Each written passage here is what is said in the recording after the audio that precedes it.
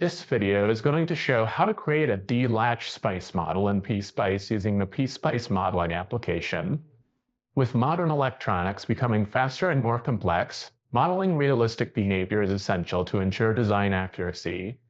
With the ubiquity of digital components, accurate models of digital blocks must be incorporated. New in PSpice 23.1 is the ability to quickly create a D-Latch spice model for accurate simulation of digital designs with a wizard-based approach. Start by opening the provided design in PSpice 23.1 or later. Select Place, PSpice Part, Modeling Application from the menu. Expand Digital, Latches, and select D-Set Reset. This model contains preset and clear pins which can be used to set and override the output of the latch.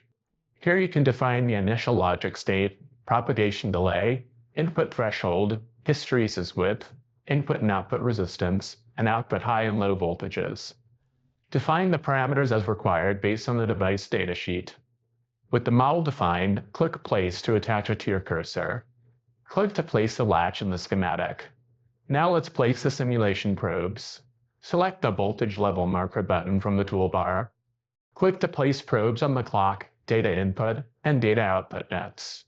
Right-click and select End Mode when finished. To start the simulation, select PSpice Run from the menu. The PSpice AD window opens, showing the simulation results. The output follows the data input when the clock net is high. Close the PSpice AD window. Now let's modify the data input to the latch.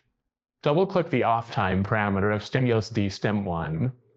Enter 1 microsecond into the Display Properties window and click OK.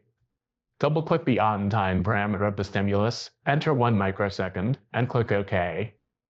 Rerun the simulation by selecting PSpice Run from the menu. When the simulation finishes, view the results. The output now consists of 3 short pulses at each clock cycle.